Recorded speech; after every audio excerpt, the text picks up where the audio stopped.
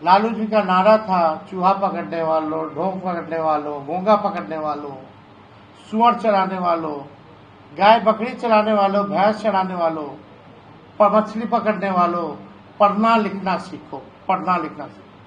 यानी लालू जी की एक सोच थी कि जो back bencher of the society, जो समाज के अंतिम पैदान पे खड़ा समाज है, जब तक वो मुख्यधारा में कैसे आएगा, उसके लिए सबसे बड़ा अगर हथियार है तो शिक्षा है। तो लालू जी ने कई स्कीमें उस समय चलाई, चरवाहा विद्यालय जैसी भी स्कीमें चलवाई, जो यूएन उस समय यूनाइटेड नेशन के लोगों ने बड़ा पसंद किया। लेकिन कुछ चंद मुट्ठी भर लोगों को बड़ी परेशानी हुई कि भाई अब सब लोग पढ़ लिख लेगा तो वो कहाँ रहेंगे। और लालू जी हमेशा कहते हैं कि भाई उन्होंने किसी का नुकसान नहीं किया, ना हम लोग किसी का नुकसान चाहते हैं, हम लोग सबको साथ लेके चलना चाहते। लालू जी ने बस ये काम किया कि तावा पे रोटी एक तरफ जल रहा था सदियों सदियों से, उस रोटी को पलट दिया। यही लालू जी की बोली। तो खैर, लोगों ने क्या क्या, हमारे पूरे परिवार पे मुकदमा हो, लेकिन हम लोग झुके नहीं। अभी दरभंगा जिले, मधुबनी जिले में ही एक अति पिछड़ा यूट्यूबर जो था, उसकी मंत्री ने खुद गंदा गंदा गाली देके मां बहन की पिटाई किया गाड़ी में, वीडियो है, एविडेंस है, लेकिन थाना में एफआईआर नहीं हुआ। क्योंकि अति पिछड़ा समाज का किसी की मजाल है, अगर किसी और जाति का होता तो आज मंत्री को इस्तीफा देना पड़ता, उस पर कार्रवाई होती, एफआईआर, लेकिन उसका एफआईआर तक नहीं लिया गया। 2005 से पहले ऐसा होता था कि एक नेता विरोधी दल को जाना पड़ रहा है एफआईआर लिखवाने के। खैर, ये सब बातें हैं। अभी भी भेदभाव, उस मानसिकता के लोग पनप रहे हैं।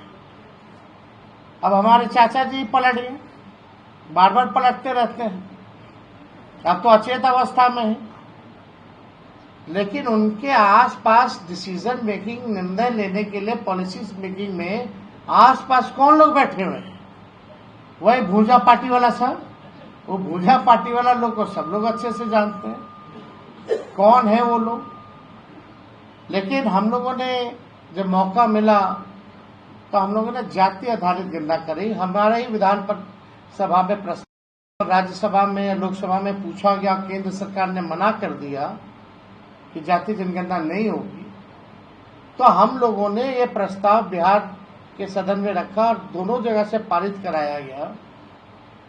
और हमने प्रस्ताव भी दिया था कि चल के सर्वदल प्रधानमंत्री जी से मिलते हैं, और प्रधानमंत्री जी अगर कराते हैं तो ठीक है, नहीं तो बिहार सरकार अपने खर्च पे जो है कराए। सरकार को झुकना पड़ा। 17 महीने की सरकार में हम लोग ने जाति आधारित गणना कराई। हम लोग जातीय जनगणना नहीं करा सकते क्योंकि जनगणना कराने का अधिकार केवल केंद्र सरकार को। तो हम लोगों ने सर्वे कराया। उस सर्वे में इंटरेस्टिंग डाटा आया। अब आप देखिए, बिहार में अनुसूचित जातियों की आबादी 21.3 है से अधिक होने के बावजूद सरकारी और पेशेवर क्षेत्रों में दलित की भागीदारी महज 1.13% पर सिमट करके रह गई। आप समझ सकते हैं कि क्या स्थिति है। अनुसूचित जाति की कुल आबादी का सिर्फ 0.015% ही डॉक्टर हैं। अनुसूचित जाति के कुल आबादी का सिर्फ 0.1% ही इंजीनियर है। इनमें से 1% भी ना डॉक्टर है ना इंजीनियर है। ये स्थिति जो है उसमें आया। यानी मुसहर मांझी समुदाय की बिहार में कुल जनसंख्या लगभग 40,35,000 है, लेकिन इस जाति से बिहार में सिर्फ 20 डॉक्टर है। मान लीजिए 40.5 लाख अगर आबादी है तो मात्र 20 डॉक्टर और 76 ही इंजीनियर है। यानी आजादी के 78 साल बाद भी केवल 76 ही इंजीनियर और 20 डॉक्टर ही हो पाए। तो आप समझ जाइए कि क्या स्थिति है। लेकिन मीडिया वाला इस सब पे चर्चा नहीं करेगा, बात नहीं दिखाएगा। उनको तो मजा आता है भाई, हिंदू मुस्लिम, मंदिर मस्जिद, पाकिस्तान, कश्मीर, इसी चीजों में मन लगता। गोंड समुदाय के कुल जनसंख्या 2,60,000 है, लेकिन इस जाति से बिहार में केवल 19 डॉक्टर और 63 इंजीनियर हैं। बिहारियों की औसत प्रति व्यक्ति आय लगभग $1,000 से भी कम है। दुनिया के सबसे गरीब समझे जाने वाले हिस्सा जो सहारा अफ्रीका के प्रति व्यक्ति जीडीपी $1,710 है।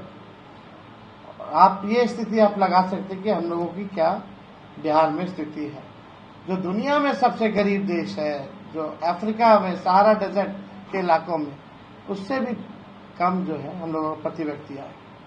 ये सच्चाई इस आंकड़ों में 94 लाख ऐसे परिवार है जिसका 6,000 रुपए से कम जिसका आय है, जो गरीबी रेखा के नीचे है। इसका क्या किया? पहला बजट जब बना, ये तो आते ही हमारी सरकार गिर गई, और हम लोगों ने इसको देखते हुए ही 65% जो है आरक्षण बढ़ाया था। और हमने मांग की थी उस समय भी कैबिनेट में, हम लोगों ने केंद्र सरकार को भी भेजा हमारी कैबिनेट में कि इसको अनुसूची 9 में यानी शेड्यूल 9 में जो है डालिए तमिलनाडु के तर्ज पे, ताकि आरक्षण का लाभ हम सबको हो। खत्म करा दिया आरक्षण कोर्ट कचहरी जा करके। आज आरक्षण जो है निरस्त कर दिया इसको हाई कोर्ट ने, सुप्रीम कोर्ट में चुप बैठा है, हल्का वकील भेज दिया जाता है, साजिश हो रही है। हमने 5 लाख नौकरी दिया, 3.5 लाख नौकरी प्रक्रियाधीन है, यानी आप उसका 16% अगर आप हटा लीजिए तो 16% किनको नुकसान हो रहा है। यानी हजारों हजार की संख्या में नौकरी, चाहे अनुसूचित जाति जनजाति के हों, पिछड़ा अति पिछड़ा समाज के हों, उन्हीं लोगों को हो रहा है। लेकिन इस पर कोई चर्चा नहीं कर रही। हम लोग लगातार इसको लेकर के मांग उठाए। शराबबंदी कानून देख लीजिए, 9 लाख से भी ज्यादा मुकदमे दर्ज हुए, 14 लाख से भी ज्यादा लोग जो है जेल गए, और 99% केवल SC ST और EBC है। 99% किसी बड़ों लोगों पर कोई कार्रवाई नहीं। शराब कहां से आ रहा है, कहां से पैकेजिंग हो रहा है, कहां से ट्रांसपोर्ट हो रहा है, स्मगल कहां से हो रहा है, कहीं कुछ नहीं। गरीबों को उस कानून से कितना प्रताड़ित किया जा रहा है वो सब लोग देखता है। तो हमको लगता है कि अब हम लोगों को समय आ गया है संगठित रहने का। जब तक हम बहुसंख्यक लोग एक नहीं होंगे, चाहे पिछड़े हो, अति पिछड़े हो, दलित हो, आदिवासी हो, अल्पसंख्यक भाई हो, अब हम सब लोगों को एक होकर के लड़ना पड़ेगा। नहीं तो ये केवल धर्म के नाम पर हम लोगों को बांटेंगे। या जाति तो हमने और लालू जी ने तो नहीं बनाई, किसने बनाई जाति? और हम तो जात पात पे विश्वास भी नहीं रखते, लेकिन हम चाहते हैं सबको समान अवसर मिले, भेदभाव खत्म हो, सब जो अंतिम पैदान पे वो मुख्य धारा में आए। उस नजरिए से उस सोच को बदलने की जरूरत है हम लोगों को, कि उसके घर चला गया या उसके हाथ से पड़ोसा हुआ खा लिया तो मतलब कि उसका धर्म भ्रष्ट हो गया। यही ना होता था। अब मांझी जी को देखिए कितना मजा आ रहा है, जीतन राम मांझी जी को। समाज का अगर कोई दुश्मन है तो ऐसे ऐसे व्यक्ति लोग दुश्मन है, मानो या ना मानो। सरकार के बाहर आए, रोते रहे। भाजपा से जब नहीं थे, भाजपा के साथ, तो रोते रहे कि हमको मंदिर धुलवा दिया, मंदिर धुलवा दिया। चिल्लाते रहते थे कि देखो गरीब को जेल में डाल दिया, दारू जो है पी लिया तो जेल में क्यों डाल दिया, इस पे बात करते थे। कुर्सी पद मिल गई, आपकी व्यक्तिगत मन का इच्छा पूरी हो गई तो समाज भाड़ में जाए। तो ये समाज के दुश्मन है कि नहीं, ये तो आप लोगों को चिन्हित करना पड़ेगा। आज भी उस आरक्षण के बारे में कुछ नहीं बोल रहे। शराबबंदी कानून में जो जेल में है उनको बाहर निकालने की बात नहीं कर रहे, या कोई ऐसा कानून बनाया जाए जो 14 लाख लोग जो है उसको बाहर निकाला जाए आसानी से, इसके बारे में विषय में नहीं बात कर रहे। तो हम लोग जहां थे वही हैं, चाहे कितना भी कोशिश किया गया, दबाओ झुकाओ, बदनाम करो, आपस में लड़ाओ, ये सब उन लोगों का भाजपा का चला नहीं, और ना भाजपा के लोगों का चलने वाला। भाजपा के लोग अगर डरते हैं सबसे ज्यादा तो लालू जी से और राष्ट्रीय जनता दल से डरता है। हम लोग लड़ रहे हैं, लालू जी ने लड़ाई लड़ी, अभी भी इस अवस्था में, बीमार अवस्था में लड़ाई लड़ रहे हैं, और आगे हम भी इस लड़ाई को जारी रखे हैं। और जब लालू जी नहीं झुके तो लालू जी का बेटा भी झुकेगा। और जब हम निश्चित करते हैं, जब हमारी सरकार बनेगी तो जो जाति आधारित गणना हुई है उसके अनुरूप हम लोग बजट में सारी चीजों का प्रावधान करेंगे, और आरक्षण की सीमा को भी बढ़ाना है तो वो भी बढ़ाया जाएगा।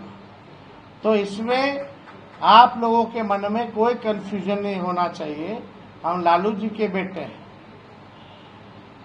भले ही उम्र कच्ची है लेकिन जुबान पक्की है। लालू यादव जिंदाबाद, लालू यादव जिंदाबाद। सभी यहाँ ऑर्गेनाइजर अशोक भारती जी, गुरु सुखदेव महाराज जी यहाँ आए हैं, उनका भी आशीर्वाद मिला है। हम इन सबको बताना चाहेंगे कि राष्ट्रीय जनता दल ही ऐसी पहली पार्टी है जिसमें पार्टी के संगठन में भी आरक्षण अति पिछड़ा दलितों को दिया गया है। तो हम लोगों ने आरक्षण जो है पार्टी में, संगठन में भी हम लोगों ने जो है वो दिया है, और आप लोगों का ऐसे ही सहयोग आशीर्वाद मिले ताकि जो आने वाली चुनौतियां हैं हम लोग आराम से जो है उनसे लड़ाई लड़े और हम लोग जीतने का काम करें। तो आप सब लोगों का दिल से जो है बहुत बहुत धन्यवाद।